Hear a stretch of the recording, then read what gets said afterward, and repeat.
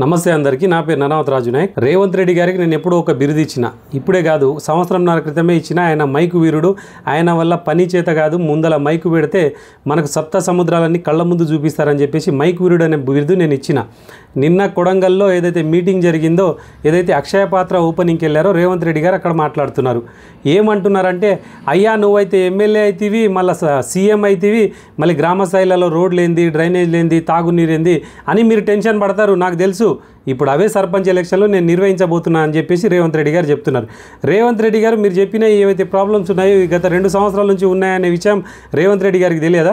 ఈరోజు వచ్చి నేను సర్పంచ్ ఎలక్షన్లు అదే ఒక రాష్ట్రానికి ముఖ్యమంత్రి చేసినాక రేవంత్ రెడ్డి గారు గ్రామ స్థాయిలలో సర్పంచ్ ఎలక్షన్ పెట్టడానికి ఆయనకు 2 సంవత్సరాలు పట్టింది. దానికే కింద మీద తనలాడుతూ ఉన్నాడు. ఏదైతే సర్పంచ్ ఎలక్షన్లలో ఓట్ల కోసం మహిళలు వస్తారో ఆ మహిళలందరూ ఇందిరమ్మ కానుక చీరలు కట్టుకొని లైన్లలో నిలబడమని చెప్తున్నారు. రేవంత్ రెడ్డి గారు వాళ్ళు వచ్చి తప్పకుండా ఇందిరమ్మ చీరలు కట్టుకొని లైన్లో నిలబడతారు. మరి మహిళలకు ఇచ్చిన 2500 రూపాయలు, దాంతో చీరతో పాటు కొంత నగలు కూడా వేసుకొని వస్తారు.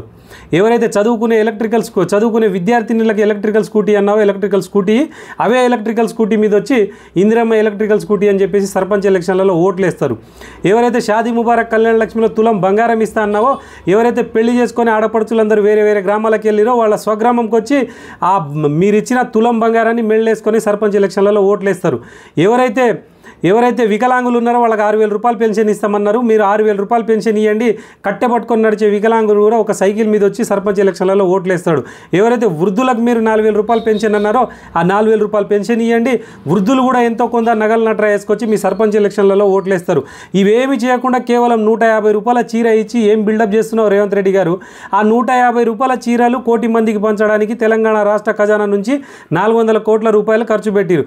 ఈ 400 కోట్ల రూపాయలు ఎవరైతే మ్యానుఫ్యాక్చర్ ఉన్నారో, ఎవరైతే చీరలు తయారు చేసిరో వాళ్లకు మీరు అఫీషియల్గా తెలంగాణ రాష్ట్రం నుంచి బిల్లులు రాసి ఇచ్చిరు.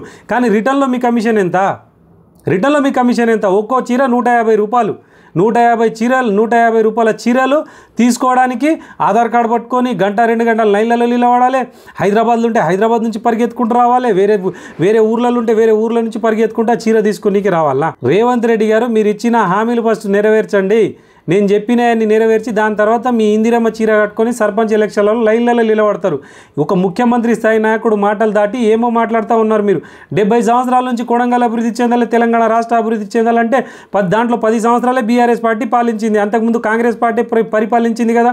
వైఎస్ రాజశేఖర రెడ్డి గారు కూడా ఉన్నారు కదా. అంటే వాళ్ళందరినీ అవమానిస్తూ ఉన్నారా మీరు? ఇందిరమ్మ కానుక అని తెలంగాణ రాష్ట్రం మొత్తాన్ని ఇందిరమ్మ పేరుతోటి చేసేస్తూ ఉన్నావు.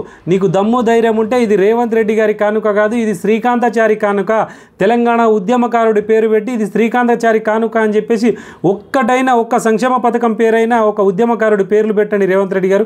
దాని తర్వాత మనం మాట్లాడదాం. ఎప్పుడైనా సొంత డబ్బా కొట్టుకోవడమేనా? వాకిటి శ్రీహరి గారు ఏమో నువ్వు వచ్చినావు, దేవుళ్ళకి వచ్చినావు, అట్లొచ్చినావు, ఇట్లొచ్చినావు, నీ అంత పోటుగాడే లేడని వాకిటి శ్రీహరి గారు ఏమైనా ఎత్తుతా ఉన్నారా? మీకు ఎంత ఎత్తినా ముందల జనాల దగ్గర రెస్పాన్స్ ఏం లేదు. జనాలు కూల్గా కూర్చున్నారు, ఏదో సోది చెప్తున్నారు, మనం వినేసి వెళ్ళిపోవాలి, 500 రూపాయలు ఇస్తామన్నారు, బస్సు పెట్టిండ్రు అంతే.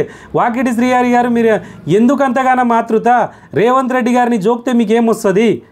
వాకిటి శ్రీహరి గారు సబ్జెక్ట్ మాట్లాడండి, తెలంగాణ ప్రజల యొక్క సమస్యల మీద మాట్లాడండి, తెలంగాణ ప్రజల సమస్యల మీద కొట్లాడండి.